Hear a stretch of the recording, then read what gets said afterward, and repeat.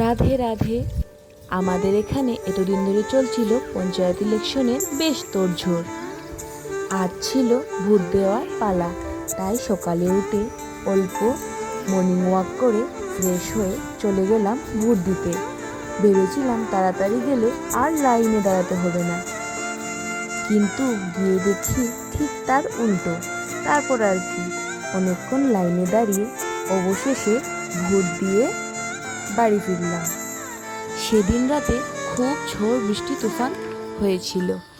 পরের দিন স্কুলে যাওয়ার সময় দেখি অতিবৃষ্টির কারণে অনেক ফসল প্রায় নষ্ট হয়ে গেছে। তাছাড়া চারিদিকে শুধু আগাছা আর আগাছা। এদিকে স্কুলে যাওয়ার জন্য একটি গাড়িও পাচ্ছিলাম না। প্রায় ৪৫ মিনিট অপেক্ষা করে দেখা পেলাম একটি বাসের। যাই হোক, তারপর বাসে চড়ে চলে গেলাম স্কুলে।